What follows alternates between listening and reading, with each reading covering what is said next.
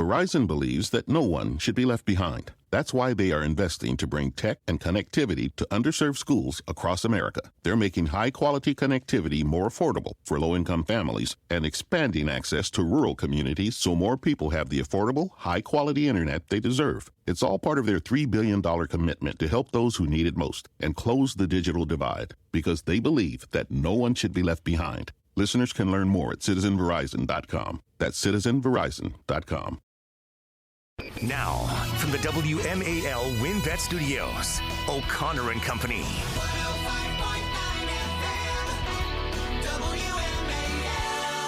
It is 5:07 right here on WMAL, where Washington comes to talk. Good morning to you. Larry O'Connor here, back. Thank you, Cam Edwards, for filling in for me. No, I didn't have coronavirus. It's funny. Amber Athey, who's keeping us company all morning long here from Spectator. Amber, have you noticed that if you're out sick, if you let people know that you're not feeling well, let's say you have to spend every waking moment to explain to people that you don't have COVID-19. Yeah, well, even the great Heather Hunter sent me a text last night reassuring me that you had tested negative twice. Yes. So I did. I had to do that. You have to. It is. I don't have coronavirus. And here's the other thing. As soon as you say you don't have coronavirus, everyone says, oh, all right, well, I don't give a crap anymore. All right, I'll just walk away. Nothing. No, I'm actually quite sick. I had bronchitis. It wasn't good at all. Certainly not good for radio. You did not want to hear what was going on with me over the last couple of days. But back in the saddle here, and happy to be here in a big way, because there's so much going on, and I hate missing out on it. Listen up. Coming up in 30 minutes at 5:35, Five for Fighting's John Ondrasik, one of the finest pop voices of the last 15 years, 20 years in the music industry, and he has a protest song about the Afghan war and the pullout. Steve Malloy, 6:05, Steve Malloy of Junk Science is going to talk about the climate speech from Biden yesterday at the UN. 6:35, Cal Thomas will be joining us. At 7:05, Dr. Marjorie Smelkinson from Montgomery County talk about getting kids 5 to 11 vaccinated now, according to Pfizer. And then at 7:35, townhall.com reporter Julio Rosas doing yeoman's work down at the border. We'll find out from him what's really going on there. As I mentioned, Amber Athey is here all morning, and I appreciate I'll give you the high sign, Amber, as soon as I'm about to, hack up a lung or, start. We don't want phlegm in the morning. No. No one wants to start their day with that. Nobody wants phlegm. And now if you cough around people, they jump back. Oh, tell me about it. It's really a remarkable social phenomenon that we're all undergoing here in the wake of the pandemic. But that said, if you are listen, there's a bug going around that is not the coronavirus bug, but let me tell you, it's there, and God help you if you get it, because it will lay you out and wallop you.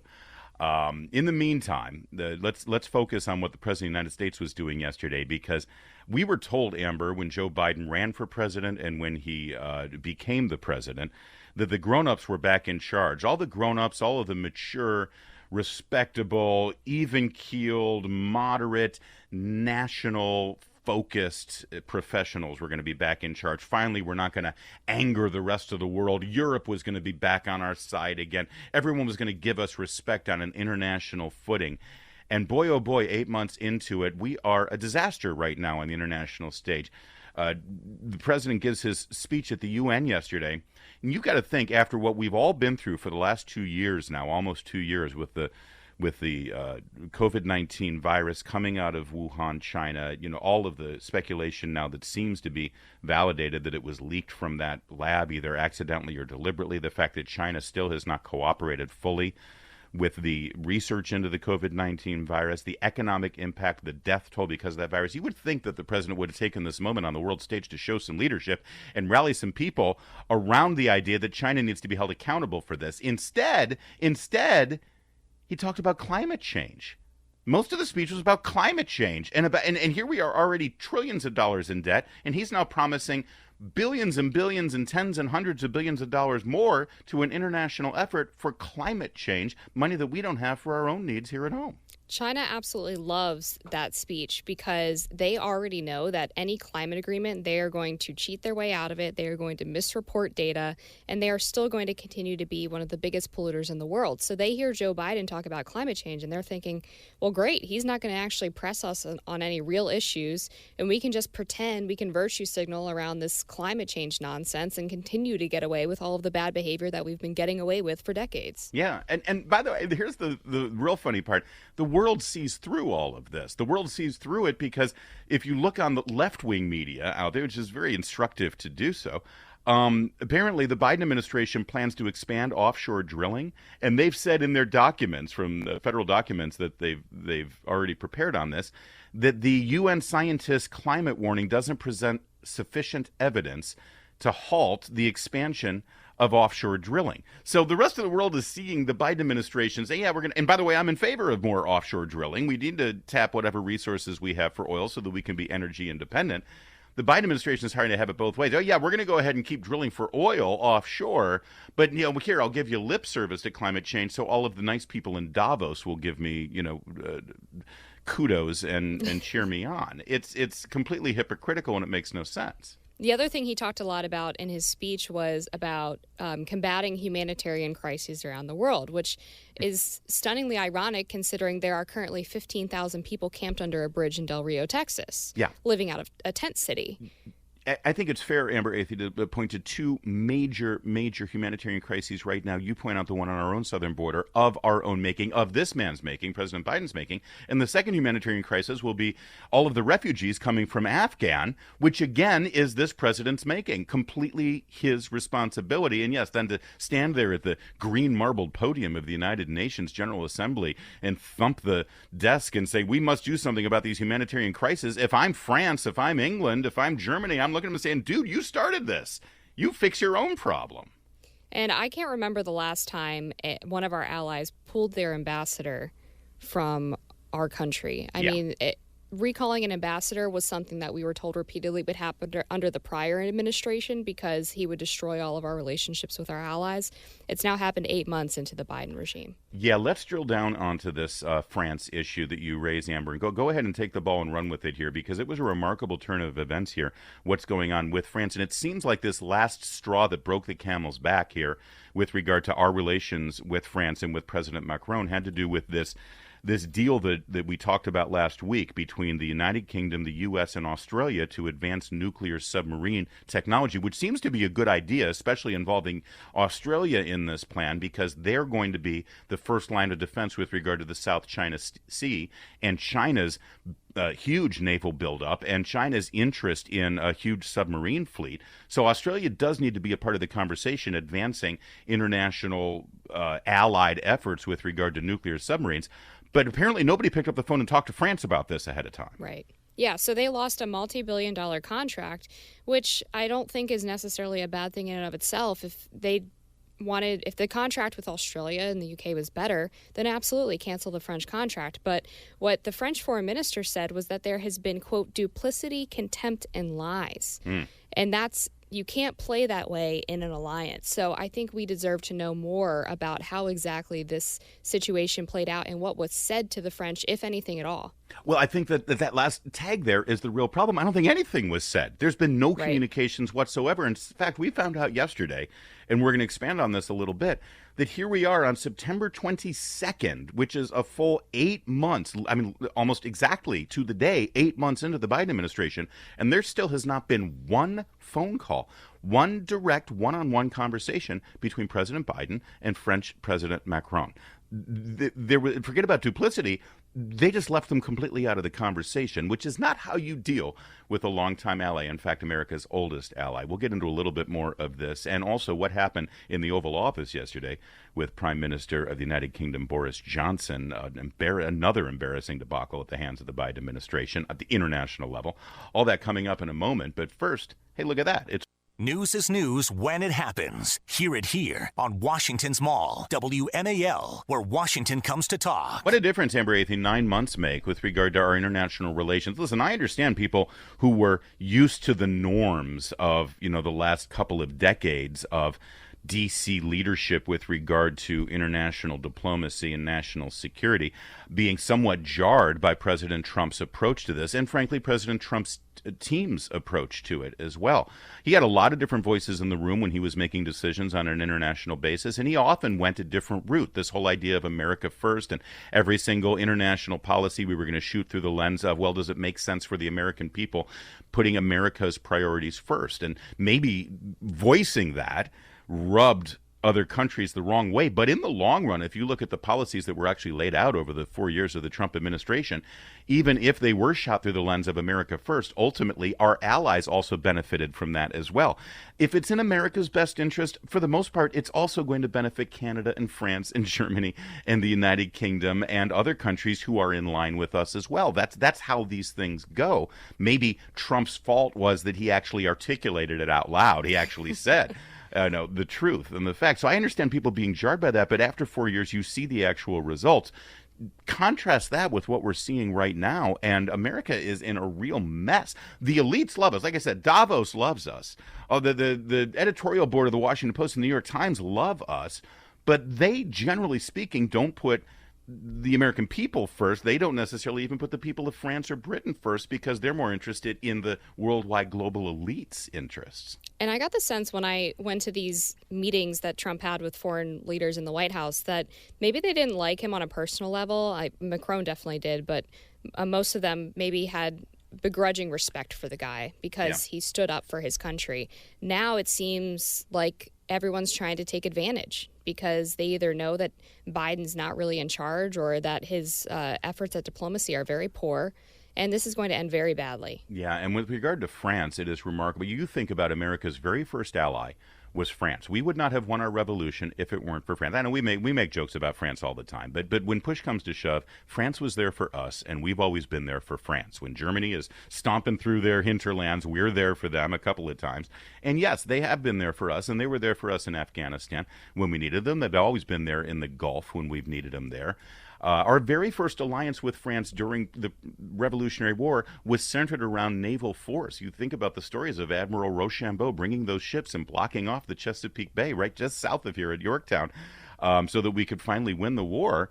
That it was all based on naval strength, which really makes this betrayal ironic, the idea that we have now made a naval alliance with Australia and the UK with no regard to existing relationships with France. And then you add insult to injury with this final revelation yesterday that we still haven't had one diplomatic one-on-one phone call between Biden and Macron. If you're France right now, what's your impression of what's going on in this country? Yeah, I mean, you're horrified, you're angry, sad. I mean, all of the above. I can't imagine what Macron is thinking. I mean, he was one of the first phone calls for any previous administration, or the French president in general, whoever it was, would have been one of the first phone calls within even the first month of taking office. Like, you call all of your closest allies first before anybody else. You call France, you call Great Britain, you call Germany, and so far, nothing to France. I mean, it's unbelievable. It is. And meanwhile, let's get back to Britain.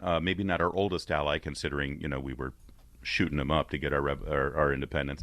But certainly one of the most unique relationships and most important relationships around the world. We have the most in common with the United Kingdom. Nigel Farage, who, of course, led the Brexit movement. This is cut 5, Luke. If you go back to August, he was pointing out that, based on his sources, at 10 Downing Street, there were some real tensions being built already between Boris Johnson and Joe Biden. There's a report out of London that suggests that Boris Johnson tried to reach President Biden on Monday morning, and they finally talked at 10 o'clock your time in London Tuesday evening. Can you verify that? Yes, that is absolutely true. And let's go to cut 6, because he goes on. This has to do with the U.S. basically precipitously pulling out of Afghanistan without giving Boris Johnson and the United Kingdom a heads up. A country that, by the way, extended themselves, if you remember, during the Bush era, extended themselves. Tony Blair, the prime minister, got absolutely inundated with criticism and just a huge amount of attacks from the left and the right in the United Kingdom because he was a stalwart ally to the Bush escapades in Afghanistan. Here's Nigel Farage continuing this. Joe Biden, despite the fact the mission in Afghanistan was not purely an American mission, it was a NATO mission. We were the second biggest partner. It had been going on for 20 years. Joe Biden chose unilaterally without any consultation with NATO, without any consultation with us, your closest ally for the last century and a bit more, chose unilaterally to decide the timing and the method by which American troops would leave Afghanistan. That left the rest of us simply with no option, just because America clearly is bigger than we are and the rest of us. And this is not how you treat allies. It isn't. And that's Nigel Farage, and he's got an accent, so it's got to be true. So let me quickly, Amber, fast forward to yesterday. Boris Johnson meeting for the first time in the Oval Office with Joe Biden, and listen to what the communications staff did here in the middle of Boris Johnson's sentence. Listen. Interrupts or unbalances the Belfast Good Friday Accords. That's the Belfast Good Friday Agreement. That's the.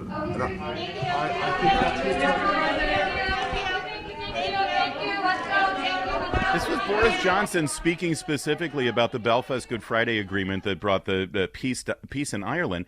And they're steamrolling in and clearing the room and pushing all the reporters out in the middle of the Prime Minister's statement. It's absolutely crazy. And you can look at the timing of this and see what they were trying to do was prevent President Joe Biden from receiving another question from the press. Right. And they had only called on British reporters at that point. There had been no U.S. reporters that were called on. They would have been up next in the lineup, I suppose. And these wranglers, as we call them, because they are basically in charge of getting the press pool in and out of the Oval Office during these press sprays, start shouting and corralling people out. Again, as a world leader is speaking. It's embarrassing. It's third world stuff. And Amber, if you look in the video, you look at President Biden, he looks like he's lost in the woods, deer in the headlights kind of thing. He doesn't even know what's going on.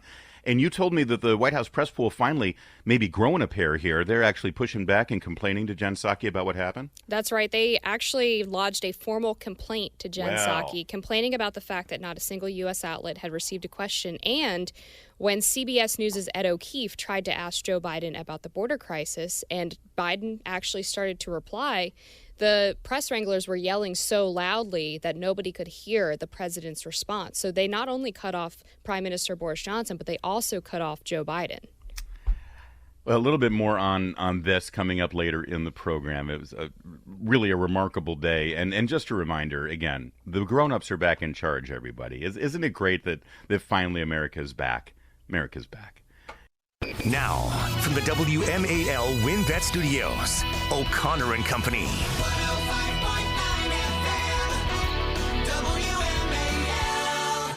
Well, that, of course, is the distinctive and incredibly melodic voice of John Andrasik, Five for Fighting, probably one of the most engaging voices in music over the last 15 or 20 years. And that song you just heard is his commentary on America's precipitous withdrawal from Afghanistan. The song is called Blood on My Hands, and he joins us now. John Andrasik, I mean, I've known you for quite some time now. We met through our mutual friend Andrew Breitbart, and I don't think I've ever heard your voice so powerful than I hear in this song that you just released.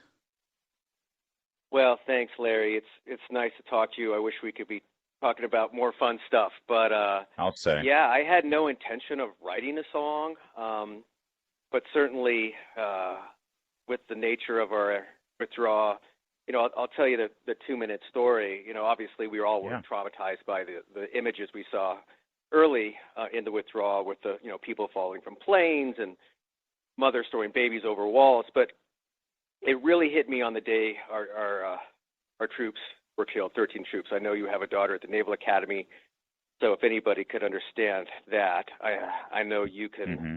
You can, and of course we've done a lot of work with Gold Star families. So that day was tough, and it wasn't just, of course, our troops. It was the 100 Afghans that lost their lives. And so what do musicians do? I mean, you've been around them your whole life. You've been around artists. I didn't know what to do. I went up to my studio. I banged on the piano as a cathartic exercise and wrote a few chords and, you know, had a couple lines. But the song really didn't form until a few days later after we withdrew from Afghanistan. I got a call from a friend, and she said, "Hey, I need a contact." And I'm like, "All right, what's going on?" She says, "Well, I'm working on evacuating AMSITs from theater." And I'm like, "What's an AMSIT?" I don't speak, you know, military talk. Yeah, like American citizen. Yeah. Yeah, right. So and I say, wait a minute, slow down. Are you telling me that private American citizens are risking their lives to go rescue our fellow citizens that our government left behind? And there was silence on the end of the phone. And this is a toughie, this woman. She's been through a lot of things and a lot of this, and she started tearing up and was choking up. And I'm like, what the hell is happening? Is this a bad movie? Is this an alternate reality? And then finally when President Biden said, this is an extraordinary success, and I expected, Millie and Austin to do the right thing. You know me, I have great respect for the military. Yep. I expected them to come out and put some clarity on it, and they started echoing the same narrative. Then I got scared. I'm like, this is dangerous. This is a political exercise, not a humanitarian one, not a military one. And those lines wrote themselves. And then I woke up one day and I had this song. I recorded it the next day, and we waited for 9/11 to be over. I certainly wasn't going to put it out over 9/11 weekend, and the next day I put it out.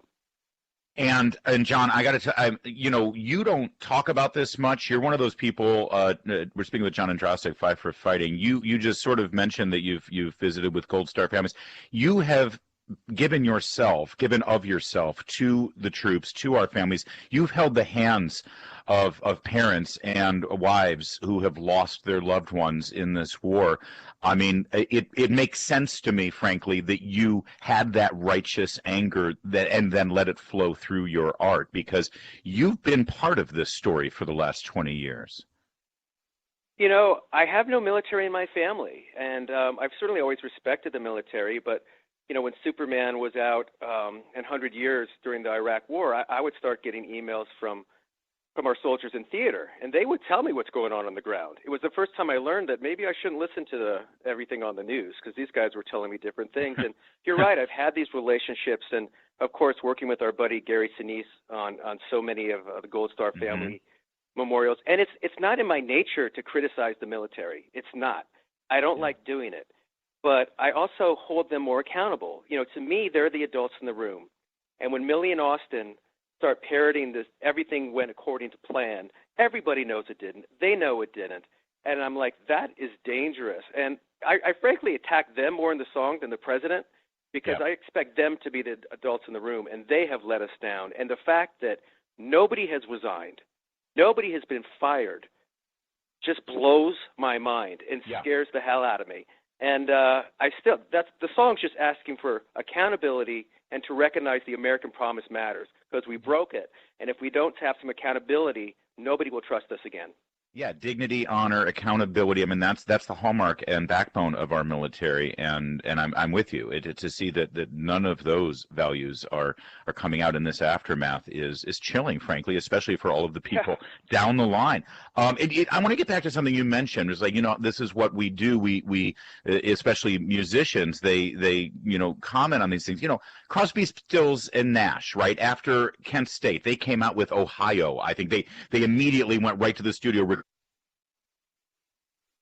songs.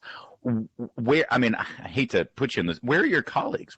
I don't need them to write a great song like you just did, John Andrasik, but they're not even speaking out. They're not saying that. At the MTV Video Music Awards, nobody was saying, my God, what's going on? We've got soldiers dying. I think it just reflects the malignant nature of our culture. We are so embedded in our tribes. And, I can say this, and I think you've known me long enough, Larry. If Donald Trump was president and we were in the same situation, I would write the same song. Oh, yeah, you would. would. Names would change. Yep, and you sure know would. what? The difference is that I'd be on a lot more channels. I'd be a lot more people praising me. It really disturbs me that none of my colleagues have written or even mentioned it. And the thing is, they know deep down. We all know deep down. I have been, frankly, encouraged by people like Senator Blumenthal on the left, some of the early reporting by the New York Times, Washington Post, Reuters. They have been calling out what a disaster this is. But I just think people are so afraid to be canceled. They're so locked in their tribal minds. It reminds me of, people who walk around saying Donald Trump won in a landslide, okay? And I know some folks on this show probably won't like that. It's the same thing when you walk around saying, what an extraordinary success. Boy, what an evac we had. Boy, congratulates us on Afghanistan. When you have that kind of tribal disillusion and kind of insanity, it hurts the country, because nobody can talk about serious things.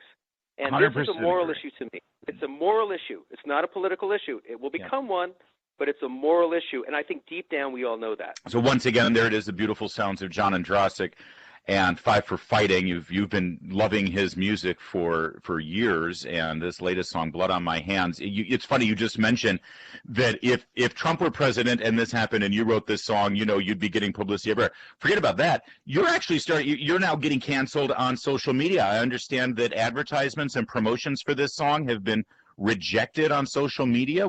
On what grounds? Tell me more about this. I hate to come out and say that I'm being censored because I think some of the algorithms on Facebook are so complicated that who knows what's going on. The reality is that the last couple of days they would not allow me to boost my post. They allowed the post to run, the post that basically had my statement in the song, but they would not allow me to boost it. And many people put up, similar ads that frankly promoted issues from the left or just issues that were political. So, people were angry, and finally, I think because of that, they finally reached out to me today. So literally after, after we get off this call, I'm going to try to follow their instructions. So the problem is that we've seen such a history of big tech, canceling, censoring the right, that when anybody comes out with anything that's semi-critical of their tribe, it's hard to give them the benefit of the doubt. So I've been giving the benefit of the doubt. Hopefully this will be rectified. But I have a feeling that if the song does continue to grow, and it becomes a threat, then we'll see some of that other nasty stuff. Well, listen, you're extending them a lot more grace than they'd extend you, but I would expect nothing less given who you are and the man that I've known for so many years, John Andrasik. By the way, one way to keep this song going and flowing is to listen to it, download it, and share it all over the place. Go to my Twitter feed, Larry O'Connor, as well as WMALDC, and you'll see the song there, and you can do that. And even more importantly, John, you're coming to town. It's so funny. I saw this come by, and I saw the song, and I said, oh, my gosh, John's really stirring it up. And then I just went to your website just to sort of I wonder if he's going to be touring. And you're coming here. You're coming to the Birchmere in Alexandria this Sunday, and then the Ram's Head in Annapolis. And I see it says Five for Fighting with Strings. What is that? What do you mean with strings? That is string quartet, my friend. Yes. No way. Look at how classy you are. Oh, the days of the House of Blues are way behind me, but I am so fortunate. I'm so fortunate to have some incredible Broadway string players who've been touring with me for a few years. It's the greatest way to play, and I think it's the greatest way to see a show, at least at my stage of my career. It's so intimate. I'm able to play songs that have these incredible arrangements from world-class composers. It's just so exciting. And, of course, because of the pandemic, we've all been locked down, and this will be the first time we get together, so we're all just giddy to play. Oh, I bet. And the Birchmere is always amazing. People always show up. I was telling you, the Ram's Head, I played there, 22 years ago. Oh, so wow. It'll be a homecoming for me. But, I'm really excited and hope to see a lot of folks. So, Lizzie, here's the deal. Y'all know you can go to firefighting.com for both venues, or you can go to the Birchmere website and the Ram's Head website, select respectively. Again, Birchmere this Sunday, and then Ram's Head on Monday. John, the night before you play, you're playing Sunday at the Birchmere. WMAL's Free Speech Forum is going to be live at the Birchmere Saturday night. It's going to be myself, Vince Colonnese, Chris Plant, and the great one, Mark Levin, live on stage with all of our listeners. If you're in town, you got to drop by and say hi. I'd love to. I think I'm in Albany doing a show, but, in this COVID world, I take it day by day. So I would love to see Albany. You and catch up, and I'd love to see Mr. Levin. I know he's a music fan too, but I'm very excited about seeing you at the Birchmere and your family. And cool. Like I said, man, we go back so far. It's just great to hear your voice, and I appreciate you, keeping this thing going.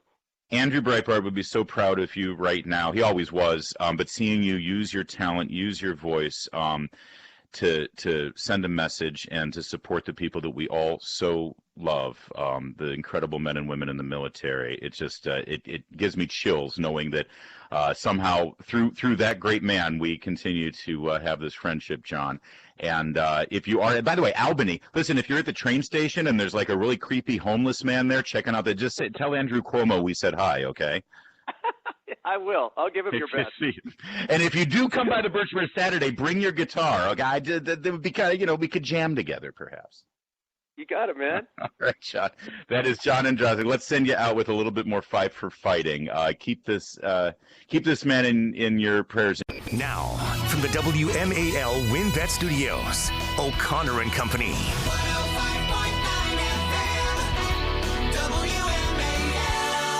It is 6:07 on WMAL. Thanks for listening to O'Connor and Company. Larry O'Connor here, back where I belong. Thank you to Cam Edwards for filling in. I've been sick. No, I don't have coronavirus. You just got to say that. You got to get right out in front of it. You got to know. I got tested, and I am totally negative. That doesn't mean I'm not, on my deathbed. It's been awful. A case of bronchitis. We're getting through it, though, but thank you to Cam for helping me out here over the last several days. Good to be back, though, where I belong. And coming up at 6:35, Cal Thomas is going to be with us, right where he belongs. 7:05, Dr. Marjorie Smokinson out of Montgomery County.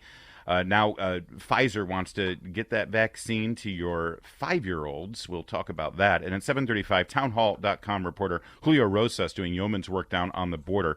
Another new crisis. How did all those Haitians get there at the Mexican border? We'll get into that with Julio coming up a little later in the program. Amber Athey is keeping us company all morning long from The Spectator. Amber, keep your distance there. I don't want any of my germs floating your way. We need you healthy. I'm staying far away, as I normally do. Yeah, that's true, actually. No difference there. Joining us right now to discuss well, let's hear a little bit of it. Here's cut 20 here, Luke. This is President Biden yesterday at the United Nations. This year has also brought widespread death and devastation from the borderless climate crisis. The extreme weather events that we have seen in every part of the world, and you all know it and feel it, represent what the Secretary General has rightly called Code Red for humanity. And the scientists and experts are telling us that we're fast approaching a point of no return in a literal sense.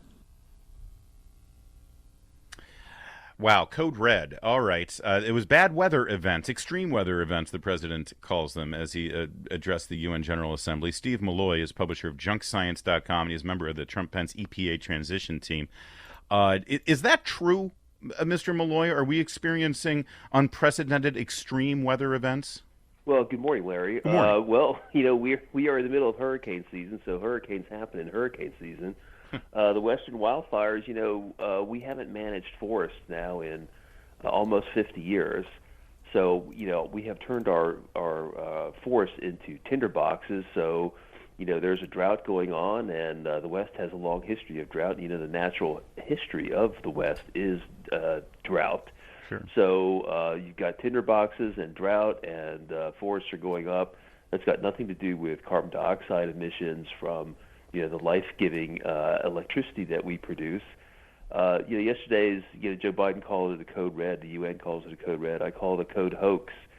And, Joe Biden's agenda is dead on arrival in Congress. Well, and yet he pledged another, $11 billion yesterday. This is while we've been, borrowing our grandchildren's money by the trillions right now under the Biden administration, and just 9 months in, and he just pledged another $11 billion for this UN climate change fund. Where does that money go? Everybody thinks, that'll fix the problem. What actually happens with that $11 billion? Well, it just gets wasted. It goes to third world countries and their corruptocrats or, other rent-seeking, but it doesn't reduce emissions. The bottom line is that even the UN admits that emissions are going up around the world. There's no end in sight. Efforts to control emissions have failed. Right now in Europe, they're having an energy crisis because all the windmills they have built are failing because there's been less wind, so they've had to burn more natural gas. Wait, don't tell me. And there's less wind because of climate change, right? Well, they haven't made that leap yet. Oh, they will. They will, yeah, for sure. I was really struck in Biden's speech about his deference to China, just in general. But I have to imagine that China's loving this talk of climate change, right? Because they get to agree to whatever, conditions they come up with and act like they're doing good for the world, but then they'll just ignore it like they always do. I mean, China's loving this, right? Well, of course. Look, China's goal is to be the lone global superpower by 2049 or sooner, and Joe Biden, of course, is helping them by many means, including destroying our own electricity grid and economy. China is burning coal like there's no tomorrow. As a matter of fact, they're running out of coal in their stockpiles. They're burning so much coal because it's been, they've had a hot summer. They anticipate a cold winter, so they rely on coal. They're not going to stop burning coal. I know yesterday that President Xi said that they were going to maybe stop funding coal projects in other countries. I don't believe any of that. The bottom line is emissions are going north, and there's nothing anybody can do about it. Is this one of those things where, listen, after the precipitous withdrawal of troops behind NATO's back without letting the UK or France or Germany know that we were pulling troops out in the way that we did in Afghanistan and that international debacle, as well as other international blunders, is this one of those things where Biden shows up at the UN, says climate change is the big problem, here's billions of American dollars to help feed the climate change industry, and now everybody's going to get off my back? Is this just a way to sort of bolster his cred with the Davos crowd? Well, yeah, climate is the last refuge of scoundrels now. If you do something bad or fail, just say that you care about the climate and all is forgiven. And so, that's a lot of what's going on behind this. But look, Joe Biden's got this huge climate legislative agenda that is failing on Congress right now. Democrats are not behind it. The AOC crowd has been pushing this. It's not going anywhere. Yesterday's speech may sound good to people on the left, but it really signifies nothing. So where does this, what should Republicans do in response to this? Because they are going to try to push all of this stuff through, and they've got a barely slim majority in the House. And I've got some of those Democrats who are keeping that barely slim majority. They'd love to keep their seats here. Coming up, should Republicans? Because I hear from the friends, we agree that climate change is a big problem, but we just don't want to spend that much money. Is that really just the same socialist agenda, just in a slower track? Well, that has been the problem with a lot of Republicans. Look, right now they're hanging tight on this monster spending package, which I think is now $5.5 trillion, and Democrats are peeling away from the package. So I think that we barely escaped cap and trade in 2009, 2010. We're going to escape this climate legislation now in 2021. Republicans, they don't talk very, very well on climate because most of them are, there's a lot of pressure on them, and, they love to say, well, I'm not a scientist. Where's the pressure coming from? It's not coming from their constituents, is it? The pressure is coming from the mainstream media and pop culture. Yeah, of course. They for some reason they still love to be interviewed by the Washington Post, New York Times, and Network News, and so they feel like they have to say the right thing. And of course, it's never going to work. Those media outlets don't care for them, have no use for them. So also look, it takes a little bit of work to talk about the environment and climate, and Republicans have just been terrible at it. I've been doing this for more than 30 years, and Republicans just don't take the time to learn anything. Shocking. I wonder if the Republicans might actually be saved by the Senate parliamentarian, too, because she shot down quite a few of these Democrat wish list items, and it seems like Republicans are going to try to take that tack on some of these climate priorities as well. Yeah, that's true. I mean, part of Biden's climate bill is to federalize the electricity grid and force utilities through a system of Rube Goldberg-esque payments and penalties to switch to wind and solar away from fossil fuels. I think she's going to rule that that doesn't belong in reconciliation. But even if she were to, I don't think the whole package is going to pass anyway, just because of the cost. So. But I think if Republicans take the stance that, hey, listen, we agree it's a global crisis and it's an existential threat, and the planet only has 8 years, but we can't afford to fix it. That's a losing strategy, but that's for another time. Steve Malloy, juxscience.com. Always good to talk to you, my friend. Thanks All for right, Larry. joining us. Thank you. Bye-bye. Weeknights with Mark Levin, 6 to 9 p.m. on Washington's Mall, WMAL, where Washington comes to talk. One other quick note here, Amber Athey, on this climate thing. It's just amazing how they all coordinate at the same time, right? The president goes to the UN, pledges all this money for climate change. Everything's going to be great, climate change. Jeff Bezos is now pledging the Bezos Earth Fund, $1 billion for conservation and biodiversity from Jeff Bezos there. $1 billion is nothing to him, by the way. And then I saw this. All the late night shows are teaming up for Climate Night. Tonight is Climate Night, everybody. So if you tune in to Jimmy Fallon or The Daily Show or Stephen Colbert or The Late Late Show or Jimmy Kimmel or Samantha Bee, do people still watch that? Or Seth Meyers, you're all going to get lectured to about the climate. They're all going to have the same subject, same topic. In fact, Seth Meyers, boy, talk about comedy. This is going to be hilarious. He's going to have John Kerry on his show tonight. It's so ham-handed and heavy-handed, Amber, the way they all coordinate. They all get the same talking points. They all get the same memo. They all get the same agenda. Okay, everyone, it's time to talk about the climate. It just... We would have a lot less suspicion that we're being propagandized if they didn't keep acting like they were propagandizing us. It's so true. And this really homogenization of the ideology on these late night shows makes them unfunny. I think it's great that John Kerry is going, though. Do you think he's going to fly on his own private jet? Right, of course. How else is he? Hey, guy's got to get around. That's true. He's got his carbon offsets, important. though. You know, I drive a Tesla, but I don't drive it because I'm worried about the planet. In fact, when I get home from my, electric drive to work and back, knowing that I've saved carbon emissions, I go to my backyard and I start burning baby harp seals and emitting their carbon emissions up into the air just to offset that. Yeah. Right. I need to do my own offsets. I just want to make sure. That's great. I'm proud of you. By the way, Greg Gutfeld will not be focusing on the climate tonight over at Fox News. So once again, I think his ratings just went up another 10 points because of that. He's got to be loving this. Yeah. I mean, if I watch late night, which I don't because I don't hate myself, I would tune into Gutfeld certainly before the climate lecture. Let's focus over locally here in Loudoun County, by the way, where they will. I'll be surprised these days the way the Loudoun County Board of Supervisors is going. They might take up a climate change proposal in the next day or so. They're going to single-handedly over in Loudoun County wrestle the climate of the entire planet down because they love passing these virtue signaling proposals. But before they get to the climate, they're going to take up a reparations proposal.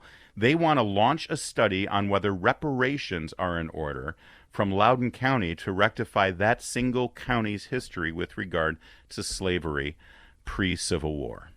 Well, that's really interesting. I've been reading through some of her statements, and she keeps saying the word "we," and I'm like, who's "we" in this situation? Yeah, right. Like she means Loudoun County historically, but ultimately the taxpayers will be the ones funding the reparations bill. How many of those people were alive, let alone even grew up in Loudoun County? And the she is Julie Briskman, whose entire claim to fame before she became a Loudoun County supervisor was flipping off the Trump motorcade.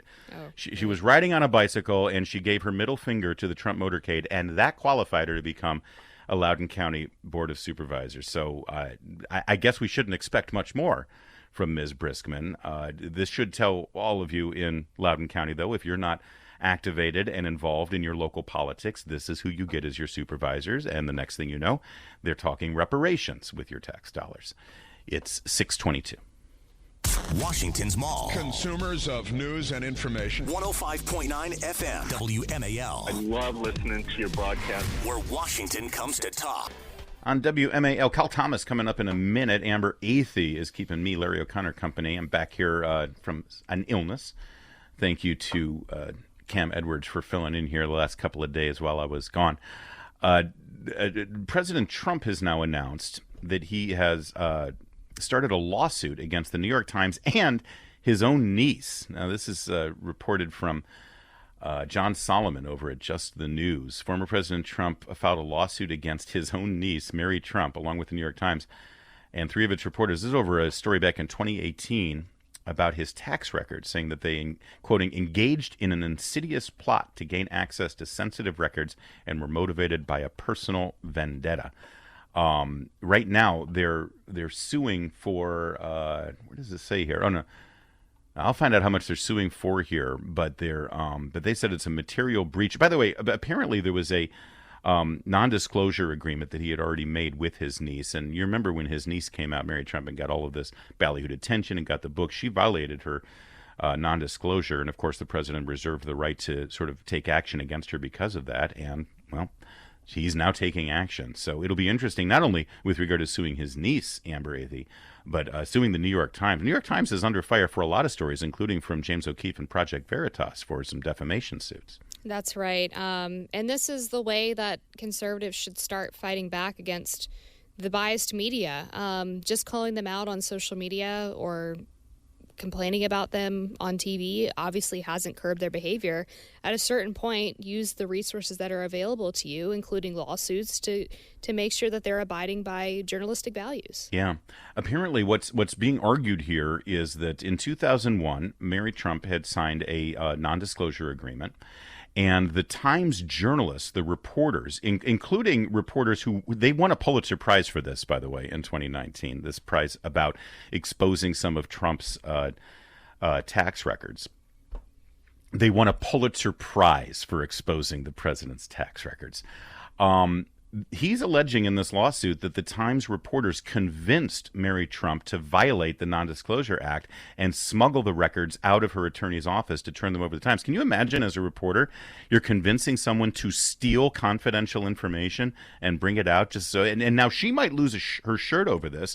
She's violated the agreement. The Times might be fine. They've got the First Amendment to protect them. They've got their reporters winning the Pulitzer, and they've hung this woman out to dry. Sure, and discovery is going to be crazy in this case when they start looking through the Times emails and communication with Mary Trump to see if they can prove that she was actually the one who smuggled these tax records out, which ultimately they didn't really, it wasn't the bombshell that the Times claimed it was going to be, and yet they won this Pulitzer for it because, of course, Trump had refused to release the tax returns, but it ultimately was pretty much a nothing burger. It was an absolute nothing burger. 629. Now, from the WMAL WinBet Studios, O'Connor and Company.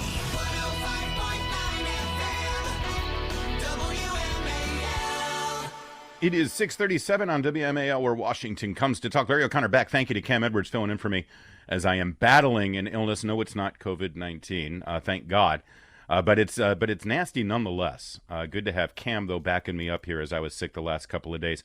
Coming up at 7:05, yes, did somebody call for a doctor? Dr. Marjorie Smelkinson will be here, not to treat me, but to talk about what's going on in Montgomery County, as there is now a push to get your 5-year-olds vaccinated. We will talk about that move from Pfizer. And then at 7:35, townhall.com reporter Julio Rosas, who has been following the crisis on the border like no other reporter in this town.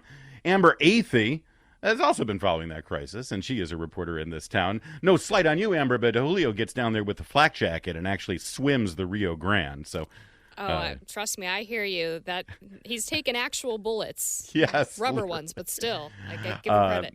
Amber doing yeoman's work there over at the Spectator, and we're always happy to have her joining us this morning. Thank you for being here, Amber. Thanks for having me. Over the last 8 months, I prioritized rebuilding our alliances, revitalizing our partnerships, and recognizing they're essential and central to America's enduring security and prosperity. Scintillating oratory from the President of the United States yesterday at the United Nations. I kid, unless you're Jennifer Rubin or Jill Biden. Actually, I think even Jill Biden reads some of Jennifer Rubin's stuff and says, come on, lady, get a grip here. He's not that great. You recognize that the president sort of foamed it in yesterday and did what he was told on his cue cards. Joining us now, syndicated columnist Cal Thomas. Cal, I listen, I'm not a fan of this president, but at the same time, on the world stage, I want him to perform well and make our nation look good. And that was dismal yesterday. Yes, it was, Larry. And hi, Amber. And Larry, I'm glad you're feeling better. I must say, though, I do notice that your voice is deeper And it reminds me of some of those announcers in the 1950s. So, very impressive by that. Appreciate that. I'm holding my hand over my ear as I speak, just so I can very do it good. properly. Oh, you remember that. Okay. I found a quote from Ronald Reagan at the Republican Convention in 1980, and it's such a contrast with what Biden said yesterday about we're not going to send our military around the world to fight endless wars and all of this, which must have been great news for China and Iran and terrorists everywhere. Here's what Reagan said in 1980. We know only too well that war comes not when the forces of freedom are strong, but when they are weak. It is then that tyrants are tempted. And if you want to go back to JFK's inaugural speech, we'll pay any price, bear any burden, meet any hardship, support any friend, oppose any foe to assure the survival and success of liberty. Now, those were great speeches and great lines. And they said that the United States was not going to be pushed around and that we were the defenders of freedom in the world. That speech yesterday just was an invitation to enemies of America to go do your thing. Yeah. It really was, particularly when it comes to China. He, of course, talked a lot about climate change, which China loves because they get to take advantage of that on the world stage. He also promised that there would not be a new Cold War, and he refused to talk at all about China's role in the pandemic. So this is our biggest geopolitical foe, and Biden is on the world stage basically giving them a free pass. Right, and let's not forget he threw in the LGBTQI line. I mean, that's got to be of great interest to Islamic and Arab nations, some of whom who execute gay people. I don't know why he keeps throwing that in. It's got to be for domestic consumption. But this is a president who's not only out to lunch, he doesn't even go to lunch. He doesn't even know what he has for lunch. It's very embarrassing. I see that 4 Republicans in the House have introduced articles of impeachment. That's not going anywhere. I just hope we can make it to the next election so we can stop a lot of this stuff. Well, I do think I'm glad that they're taking a stand, though, and going on record with regard to impeachment here, because I think that there's plenty of reasons to call for it. But you make a point here about Biden's performance on the world stage. France has recalled their ambassador. We entered into a nuclear submarine agreement without even conferring with France. President Macron has not even gotten a phone call from this president, Cal. Remember when they said that all the grown-ups were back in charge and they were going to put America back in good standing on the international stage? What happened to that? Yeah, I think the grown-ups are back in charge. That's the good news. The bad news is that they're in assisted living places. Well, Biden also talked about, in his UN speech, all of these humanitarian crises across the world. He didn't mention, of course, 2 very important humanitarian crises at home, which is, of course, the coming Afghan refugee crisis and the fact that we currently have 15,000 Haitians and Cubans parked under a bridge in Del Rio, Texas. Yeah. Absolutely, and of course the media is spinning this business about whipping Haitians when they don't know how to ride a horse at all. They don't know about the reins on a horse and how a horse is guided. Here is Governor Abbott of Texas doing something the federal government ought to be doing. It's just amazing. We are suffering from an invasion. These people are not vaccinated. These people are bringing in COVID and Lord knows what else. I mean, this is disgusting. I just don't. I've never seen anything like it. Abraham Lincoln once said that if America were ever to fall, it will not be from a foreign enemy. It'll be from within. We'll collapse from within, and we're headed in that direction. We can't import tens of thousands of people, possibly with COVID, some of them human traffickers, breaking federal and state laws. This president raised his hand on Inauguration Day promising to uphold the Constitution and the laws of the United States. He's not doing it. That alone ought to be grounds for impeachment. And by the way, Cal Thomas knows what he's talking about. He was a young cub reporter covering Lincoln when he gave those remarks, if I remember. Yes, that's true. I just started shaving, no question, yes. I kid because I love. Cal, it's always great to talk with you, my Thanks, friend. Larry and Amber. You bet. WMAL, Amber Athey keeping us company all morning. And Amber, for the last several weeks, people have been focusing on the Gabby Pepito story, which started out as a missing woman's story, ended up, as they so often do, as what appears to be a murder case. Gabby Pepito's remains have been found. And leave it to Joy Reid yesterday on MSNBC to find the racist angle in it. This is cut 27 as Joy Reid decides to focus on this story, but of course from the angle of media's racism. Here, listen. If you've been watching the news for the past few days or on Twitter or TikTok, you're probably familiar with the name Gabby Petito, the 22-year-old aspiring social media influencer who was reported missing after her fiancé returned from their van life excursion without her. On Sunday, human remains believed to be Petito's were found in a national park in Wyoming. An autopsy is scheduled for tomorrow to confirm the identity. Now, it goes without saying that no family should ever have to endure that kind of pain. And the Petito family certainly deserves answers and justice. But the way this story has captivated the nation has many wondering, why not the same media attention when people of color go missing? Well, the answer actually has a name, missing white woman syndrome, the term coined by the late and great Gwen Ifill to describe the media and public fascination with missing white women like Lacey Peterson or Natalie Holloway, while ignoring cases involving missing people of color. Now, first of all, I want to say that, believe it or not, I think Joy Reid has a bit of a point here. I don't think necessarily race is an overriding issue here on why these stories get as much coverage as they do. But I think that there is a point. Now, the fact that Joy Reid used much of her own time on cable news to focus on this story and to call out racism on the story instead of actually doing what she's accusing other cable networks of not doing, which is focus on missing black individuals, I think is rather ironic and hypocritical in her own right. Instead of spending all your time talking about how racist everybody is, if you think there's a problem with not spending a lot of attention on missing black people, why don't you focus attention on missing black people? She's had a platform on MSNBC for almost a decade now. She's had her own show for multiple years. She now has a primetime show. That seems like it would be the perfect opportunity to help solve this problem that she claims to identify, rather than just blaming the media. And she also tries to blame the viewer and the reader for the problem rather than the people who actually cover the stories, which I think misses the point too. I think there is. Do you agree, though, that there's something to be said about this? Again, and it turns out it is generally... I'll tell you everything I'm thinking about it. I'll just throw it all out there. These stories do captivate the imagination. They do get a lot of attention on cable news. You can go all the way back to the John Benet Ramsey story. All right. But actually, this goes even further. You can go back to the Black Dahlia case of the 1940s in Hollywood, where there is a prurient sort of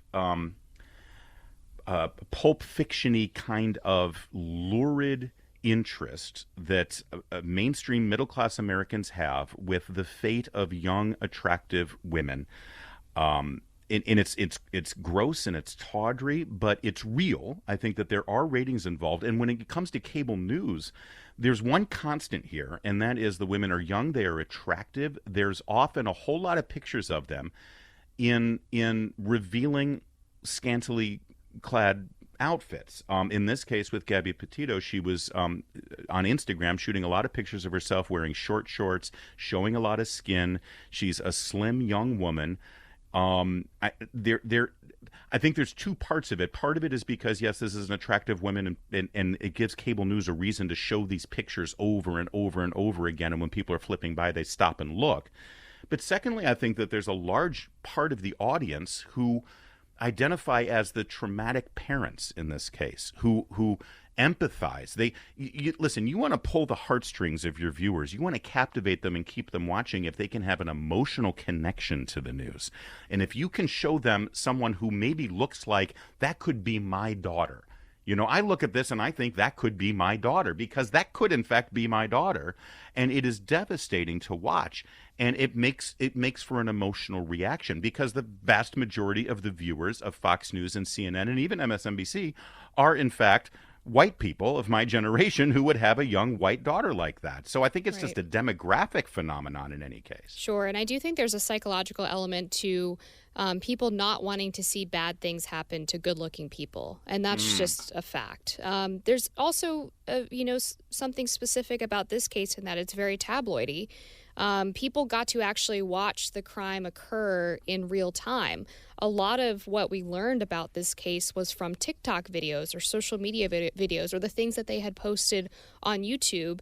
And the family was actually, of Gabby Petito, was took this to the media because they were dissatisfied with the police response and the response of the fiance's family. So this was basically a perfect storm for media coverage in the way that this case played out in real time, and that we were getting what the police were learning almost instantaneously from the media. It was like watching a true crime story, but not watching one that happened 10 years ago. You're watching it in real life. I think you're right. And listen, I think that this is a social phenomenon, and I think that it's worth discussing.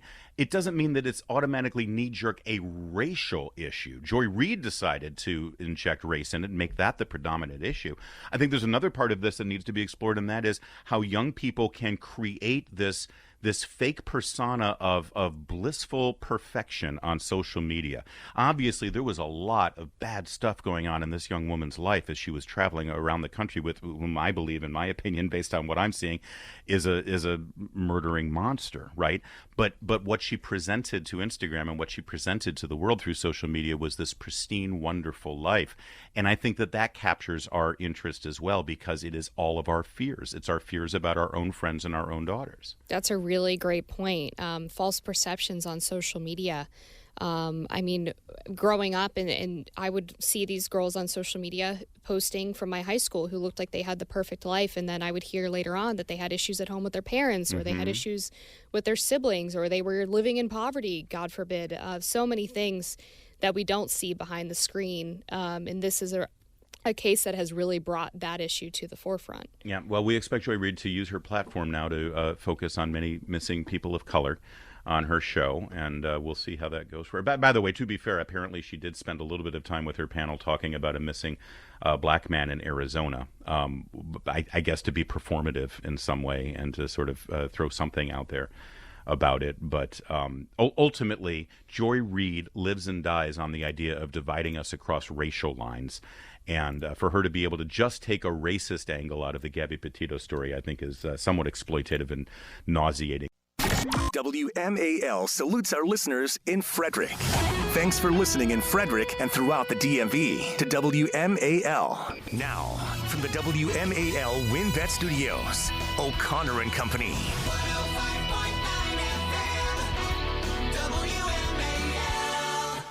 It is 7:07. You're listening to WMAL, where Washington comes to talk, most specifically O'Connor and Company. And I appreciate Cam Edwards filling in for me yesterday and the day before. Been sick. No, not with COVID. Got the negative test. Everything's fine. Thanks for asking. Now you don't care. Look at you walking away now. Oh, he didn't have COVID, so no one cares. Okay, I'm still sick. I'm still a person. But we're getting better. I appreciate Cam for filling in for me. Coming up in 30 minutes, we're going to check in with Julio Rosas, who's been doing some great reporting for years now on the border crisis, but most specifically the last several days as things have gotten even worse down there on the border. But suddenly people care because there was a fake story about horsewhips. We'll get into that with Julio coming up in 30 minutes. Amber Athey of The Spectator is keeping us company all morning long. And Amber, I do appreciate you being here. Thank you so much. It's a pleasure. Especially when I have to hack up a lung and you're there to just pick up right where I'm speechless because I'm coughing. In fact, thank God Dr. Marjorie Smelkinson is here. She is a leader in the open MCPS parents movement and also an infectious disease scientist, immunology and infectious disease expert. So, doctor, I got this thing. It's a cough.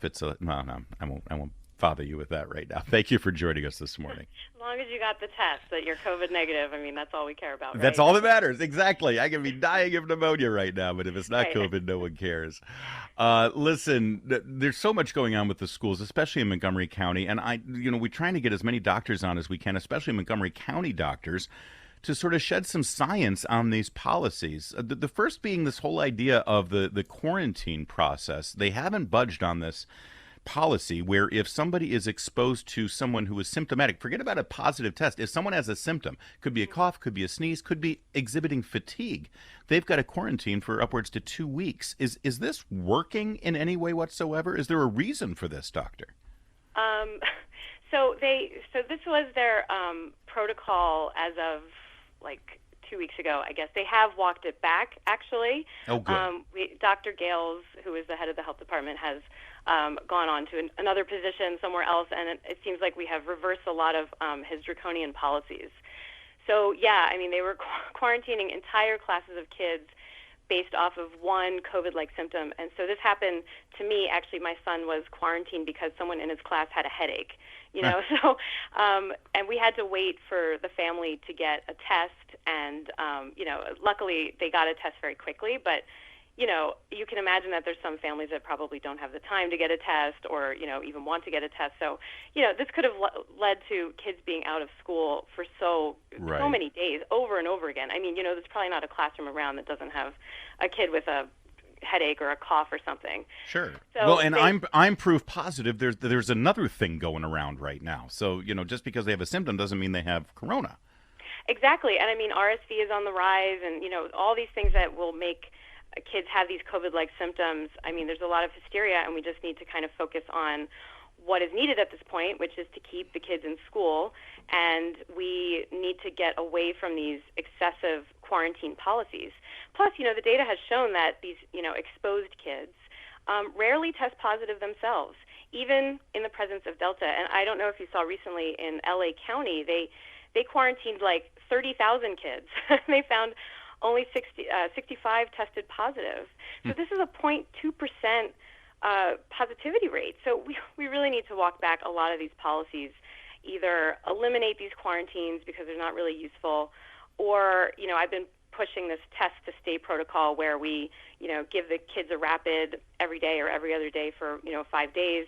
And if they're negative, they stay in school. And this is what a lot of states are starting to use. It's what some countries in Europe are doing, because we need an alternative to these quarantines. We've had, we can't have a third disrupted year. This has just been insanity. One of the other really popular policies in schools right now, particularly among young children, is to have them masked when they go in. What is the science behind masking children? Do you think that's effective in slowing the spread of COVID in schools?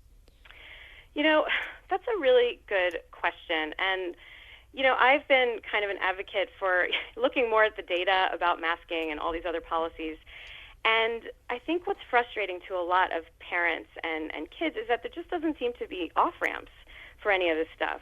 I live in Montgomery County. We have like 88% fully vaccinated rate, and it just doesn't seem like any of these restrictions are coming to an end.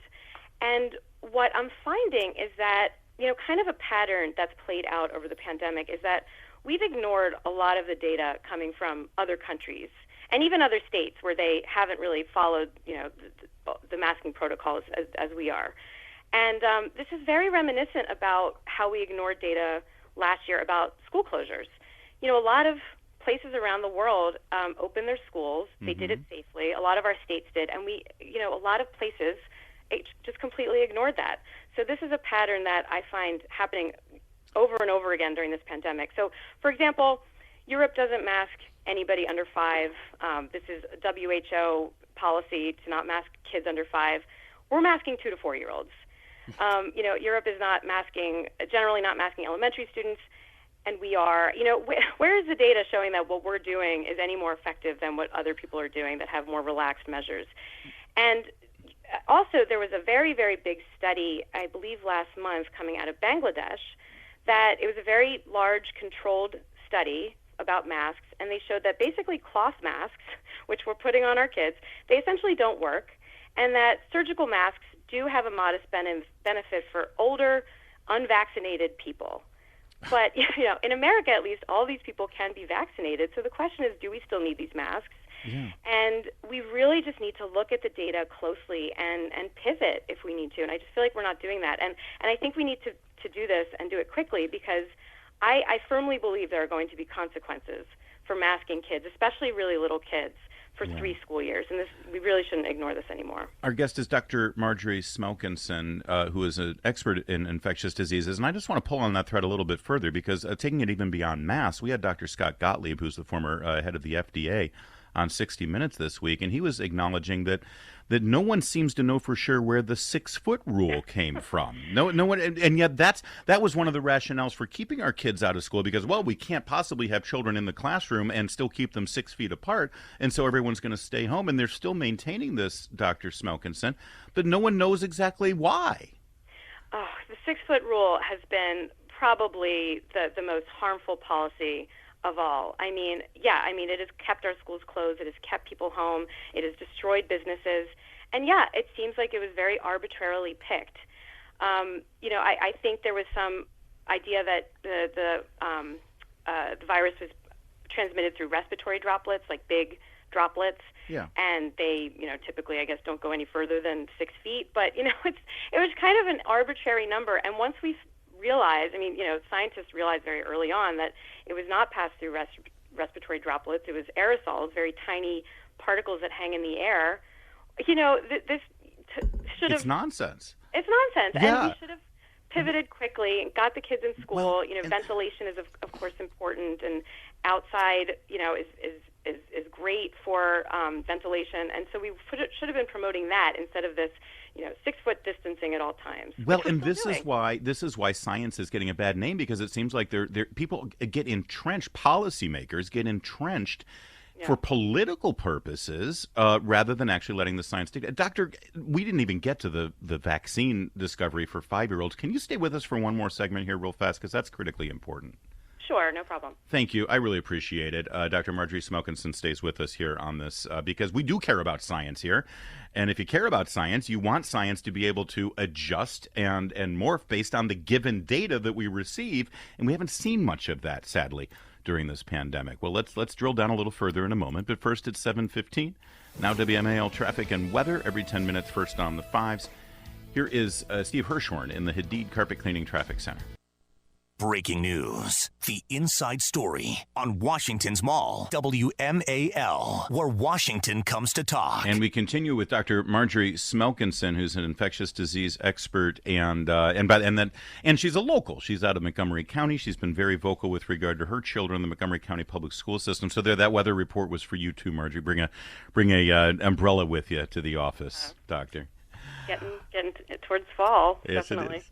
Listen, Pfizer announced yesterday that their tests conclude that their vaccine is going to be safe for children 5 to 11. This is one more step. Now, we're seeing a whole breakdown here between the pharmaceuticals, the FDA, and the administration. The administration was pushing and basically went ahead and invested their time and their political resources in this idea of a third booster. And meanwhile, the FDA then voted down the idea of a third booster.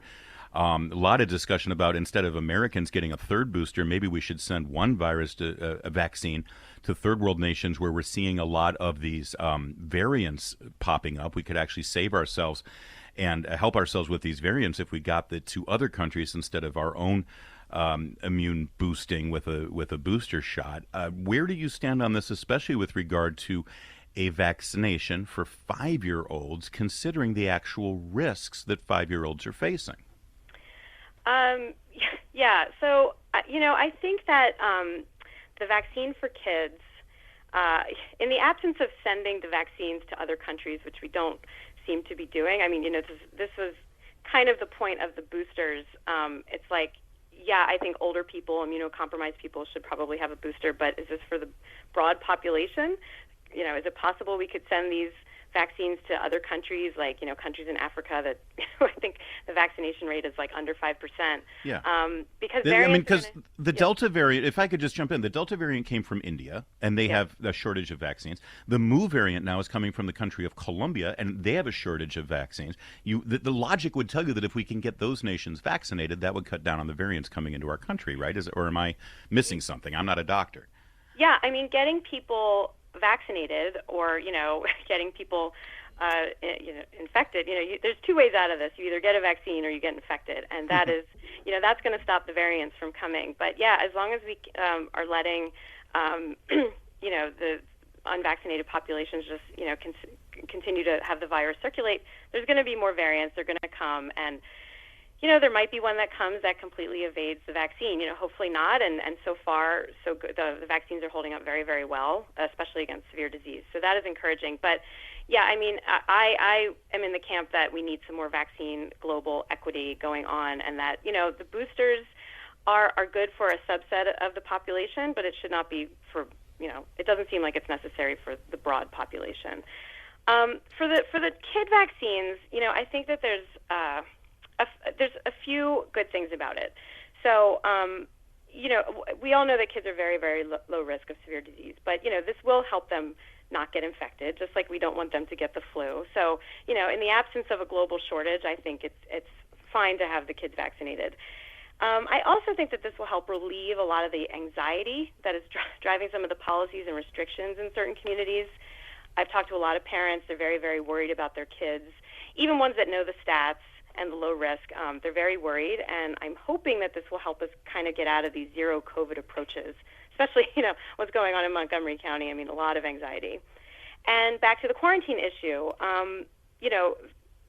vaccinated kids are exempt from quarantine, and this will help assuage a lot of these quarantine issues. Like Montgomery County, the first week had 1,700 kids out, so this is really falling on our elementary schoolers because they are unvaccinated. So I think that this will be able to restore some normalcy to these kids' lives. Maybe the priority of getting them vaccinated for this isn't really the right priority, but I do have a deep hope that it's going to get some normalcy to their lives. Doctor, thank you as always for joining us. Give your kids a hug for us, and again, make sure they're dressed warm. It's going to get chillier. Yeah. They don't care, though. They always wear shorts. Dr. Marjorie Smokinson out of Montgomery County, right here in our local area, but also, I shouldn't say but, as well as an infectious disease scientist and immunology and infectious disease expert. Thank you so much for joining us. It's 7:22. Now, from the WMAL WinBet Studios, O'Connor and Company.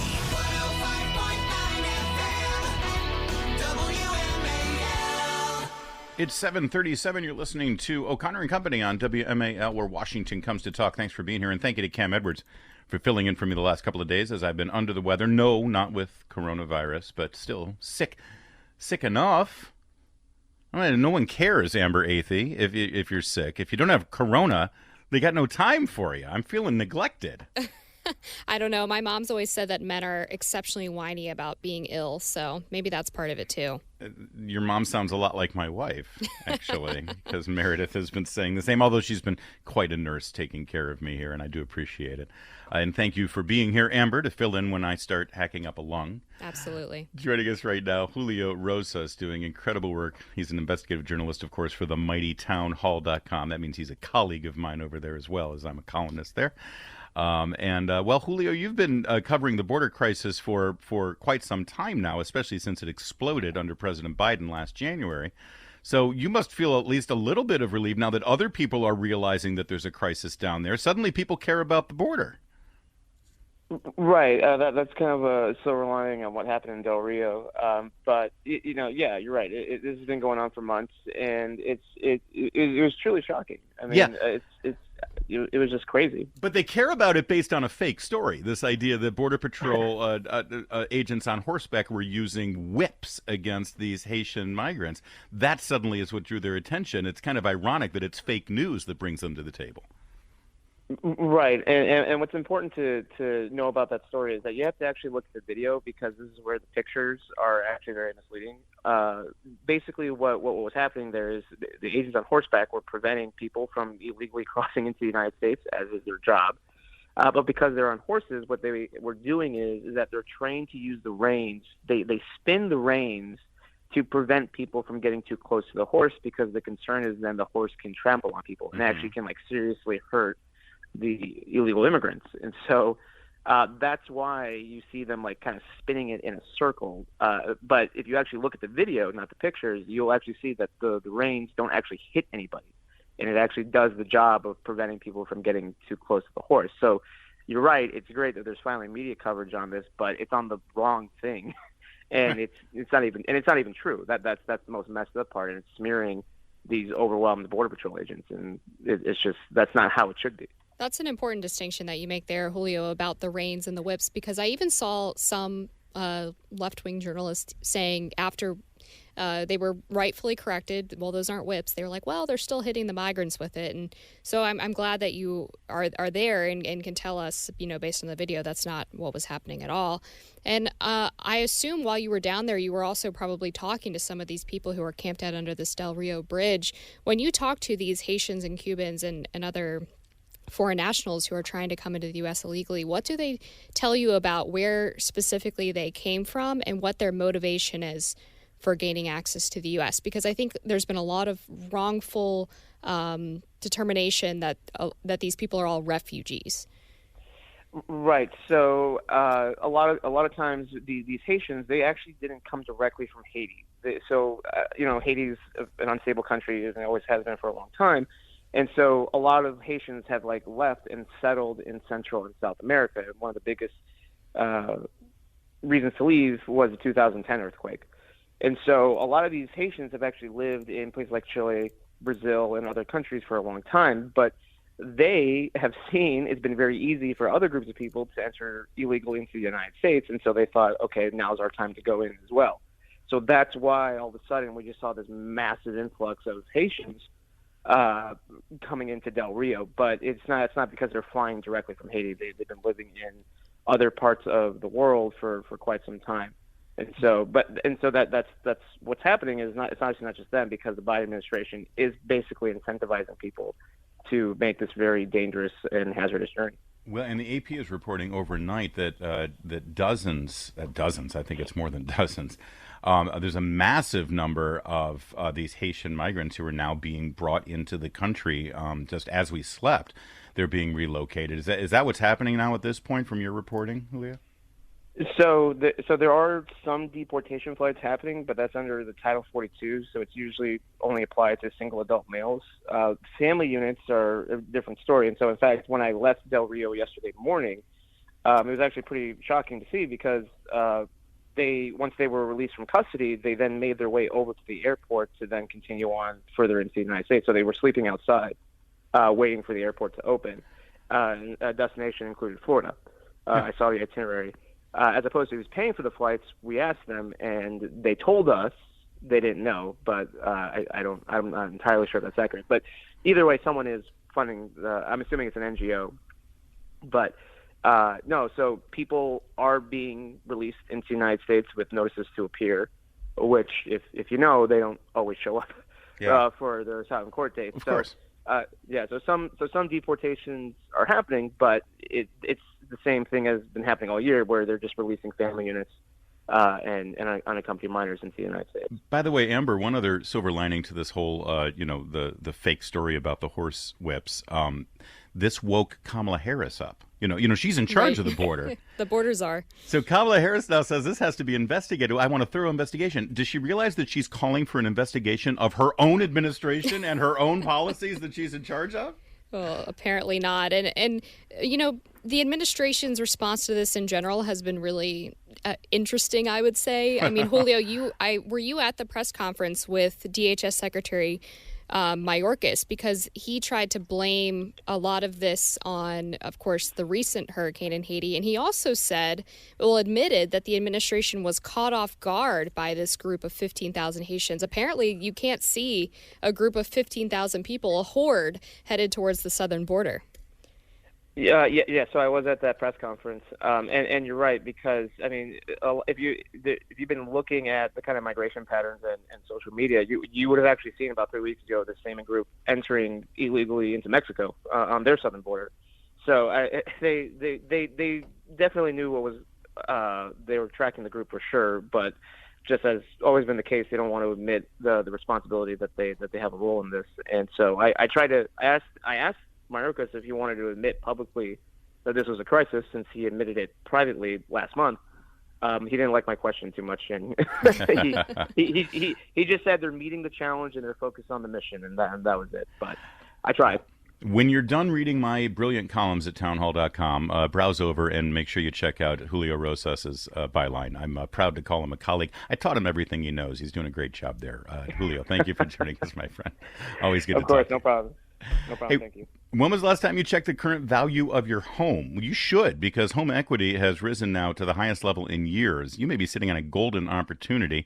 Nationally speaking, homes have increased an average of 18%. In this area, even higher than that. So what does that mean to you, right? What do you get out of it? Well, with record low interest rates and all of this great equity available to you, you can remove PMI, you can pay off credit cards or student loans, you can take a vacation you've been putting off, and all of it would be tax deductible, right? Because it's on the back of a mortgage, right? That's how it works. So it's an important time now to talk to someone you can trust. Now, I trust my friend Mark Livingstone.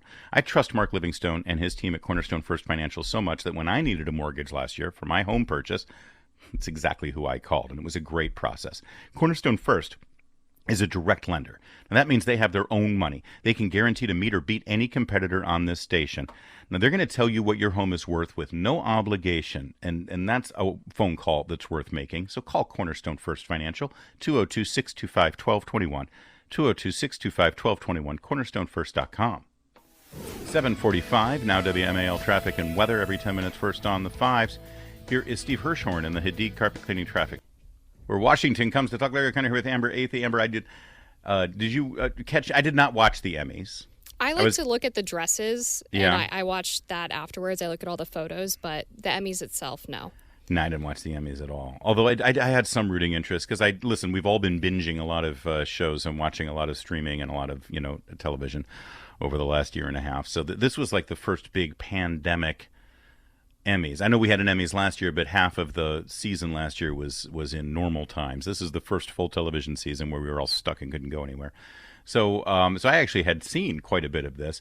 Beyond the hypocrisy of all of the servant class on the red carpet having to wear masks, there's something so degrading and so despicable about everyone who worked at the Emmys and attended to the celebrities and the stars and the millionaires. They all had to be masked up and anonymous and sort of prohibited from breathing fresh air.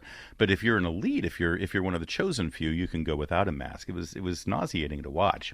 Well, it reminds me of that South Park episode where they jokingly discover that the cure for HIV is money. And Magic Johnson is found to have just been injecting cash into his bloodstream, and that's how he's survived so long. That's actually, I forgot about that one. God, they're good. But at the same, I did have some level of rooting interest in this. And one of the shows that I watch on a regular basis whenever a new season comes out is The Crown. I think The Crown is really well done. It chronicles basically Queen Elizabeth's reign. I think it's now in its fourth season. This last season was set in the 80s. It was the Lady Di, Princess Di, and Prince Charles era, along with the Margaret Thatcher era, and it showed the relationship between Queen Elizabeth and Margaret Thatcher. And the role of Margaret Thatcher was played by Gillian Anderson of the X-Files. Do you ever used to watch the X-Files? That's a little before my time. You were too. Your parents wouldn't let you watch it. Oh lordy, I was a baby. Well, she actually. It's funny. I thought she did actually. I did not like her. She seemed like an actress who was doing an impersonation of Margaret Thatcher, and in a really sort of grating way. But I did like the way Margaret Thatcher was written on the show. So I was able to overlook Gillian Anderson's sort of ham-handed performance of Margaret Thatcher and still appreciate how Margaret Thatcher looked and how she interacted. And she was just great. I just loved the character on The Crown. Either way, Gillian Anderson was rewarded with an Emmy. Whether it was because the role was written so well for her or whether for some reason these people thought she did a great job. But then something happened afterwards. We talk about actors, not being the sharpest tools in the shed, right? I mean, let's face it. You're an actor. Your job is to... This is why it annoys us when they get all involved in politics, because come on, dude, you're just a stupid actor. I don't need you lecturing me about politics, right? Right. So we've now figured out who actually, on the sort of evolutionary scale, the little Neanderthal chart, early man, developing into Neanderthal and all that, who is actually lower on the evolutionary intellectual rung than actors. And that is the reporters who cover actors. Because in the post-Emmys news conference, this was the exchange with Gillian Anderson. So... just to kind of continue with the whole Margaret Thatcher thing, first question, have you talked to her about this role at all? And secondly, why do you think it has taken America so long to get a female leader? In all of these other countries, and look at what Margaret did in the UK. Well, I have not spoken to Margaret. All right, now maybe I'm wrong. Maybe Gillian Anderson is a nincompoop as well. Was she just trying to be polite and she didn't want to say Margaret Thatcher's dead. She's been dead for years. I think that she was trying to not embarrass the reporter for not knowing that Margaret Thatcher was dead. Because the pause and the head tilt that she gives during the answer, she clearly knows that something is very wrong with this question. She was being gracious. She was being like the general. Being tactful. When Hank Johnson is asking if Guam is going to tip over, and the poor general has to say, "We don't anticipate that happening." Right, Congressman. This is Tanya Hart. Tanya Hart is a reporter for American Urban Radio Networks. And Margaret Thatcher has, in fact, been dead for 8 years now. But I just need to hear it again because I love awkward moments like this. Here is Tanya Hart asking Emmy award-winning actress Gillian Anderson about her portrayal of Margaret Thatcher. So, just to kind of continue with the whole Margaret Thatcher thing, first question, have you talked to her about this role at all? And secondly, why do you think it has taken America so long to get a female leader?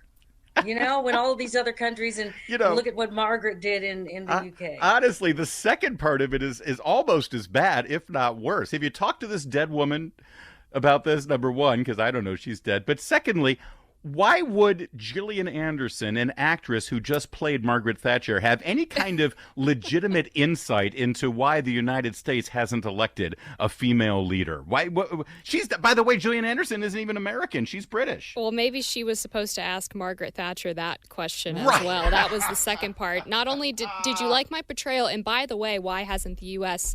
had a female leader such as yourself? This is a great reminder that watching historical fiction shows is not a replacement for historical education. By the way, I do have an answer to that, why America has not elected a female leader, because the one chance they had, they nominated a duplicitous, lying criminal hag. Woo! It's 7:52. Where Washington comes to talk. I want to thank you so much for your perspective. Washington's Mall. I'm just telling you the truth. 105.9 FM. WMAL. WMAL salutes our listeners in McLean. Thanks for listening in McLean and throughout the DMV to WMAL. Now, from the WMAL WinBet Studios, O'Connor and Company.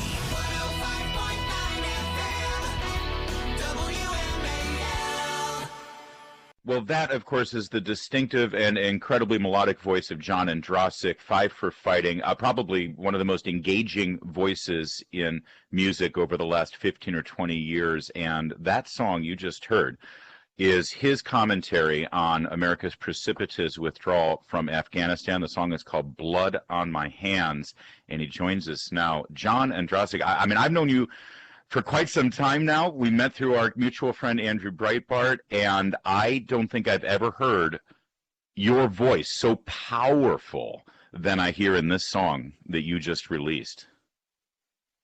Well, thanks, Larry. It's nice to talk to you. I wish we could be talking about more fun stuff, but I'll say. Yeah, I had no intention of writing a song, but certainly with the nature of our withdrawal, I'll tell you the 2-minute story. Obviously we all were traumatized by the images we saw early in the withdrawal with the, people falling from planes and mothers throwing babies over walls. But it really hit me on the day our troops were killed, 13 troops. I know you have a daughter at the Naval Academy, so if anybody could understand that, I know you can. Mm-hmm.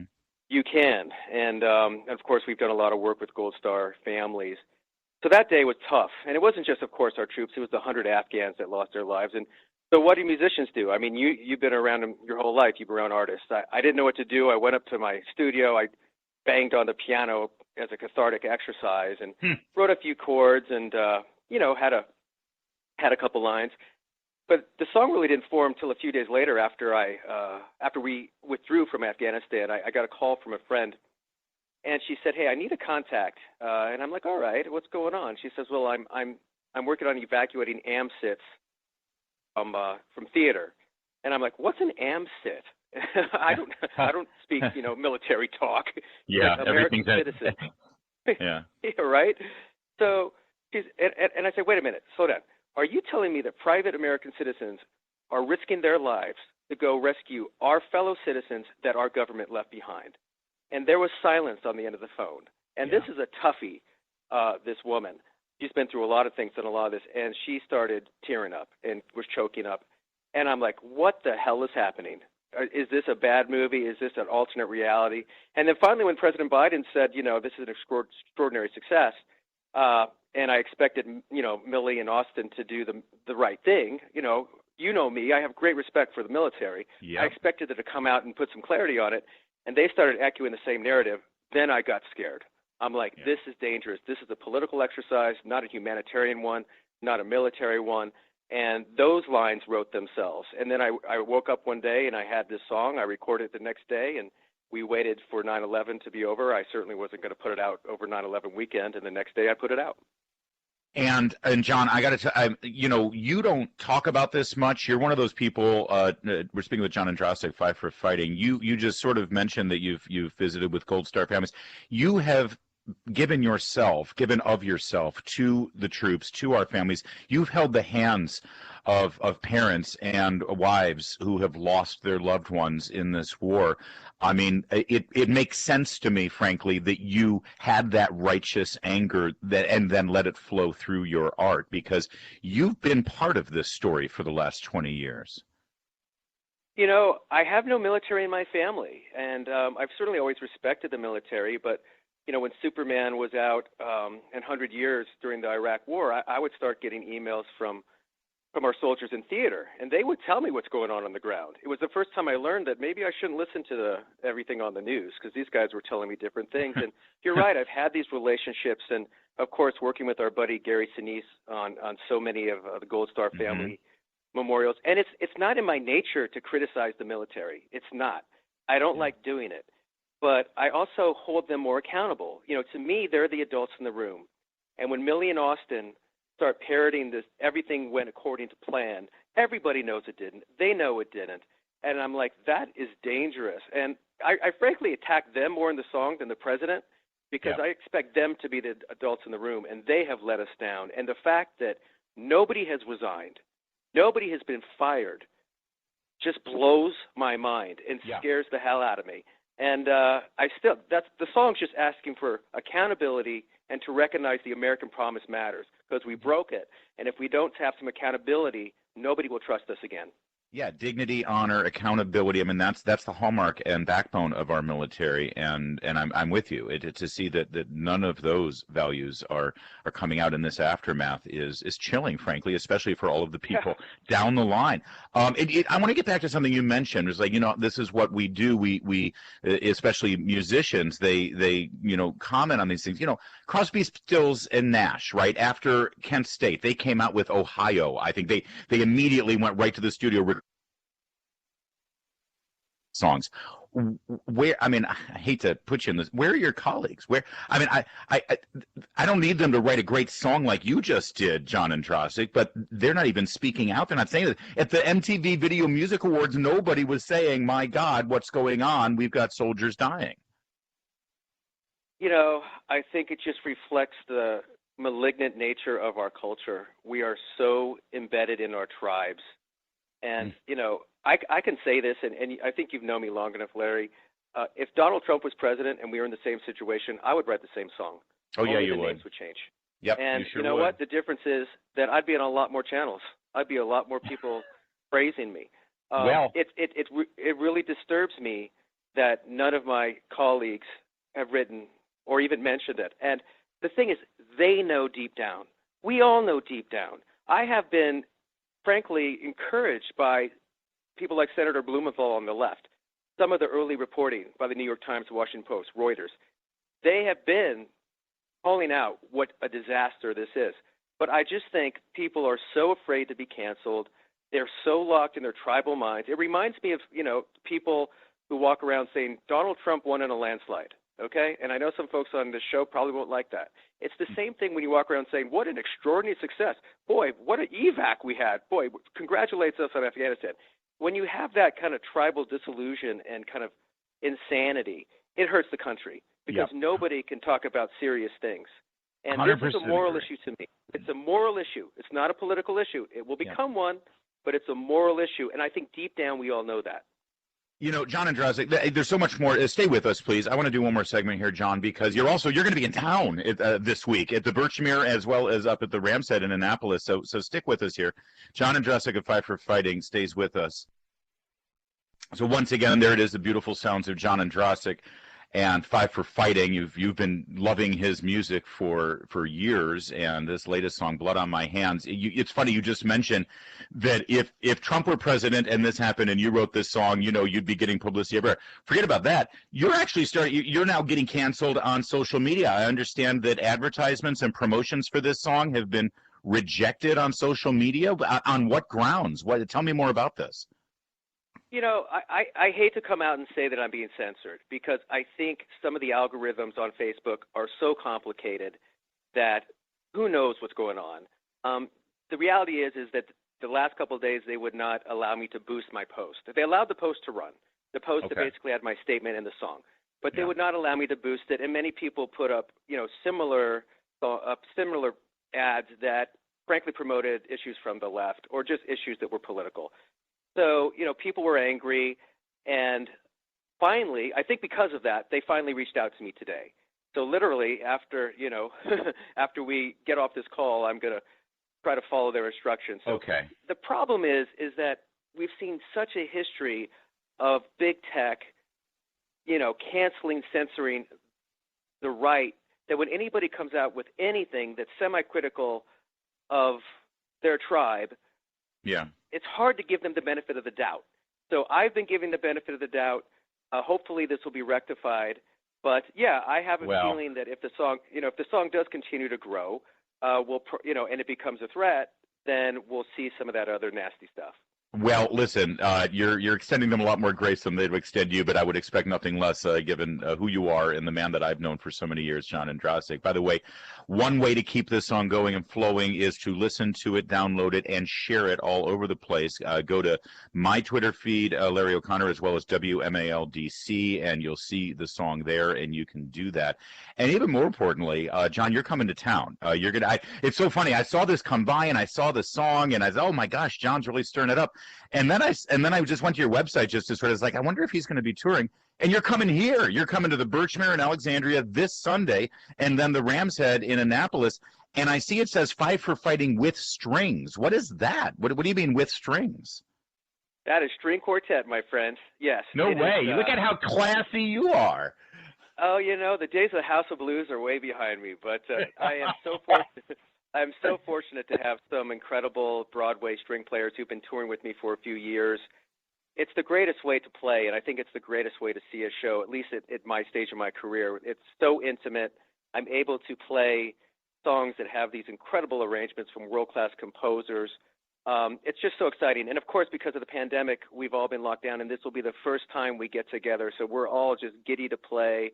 Oh, I bet. And the Birchmere is always amazing. People always show up. I was telling you, the Ram's Head, I played there, 22 years ago.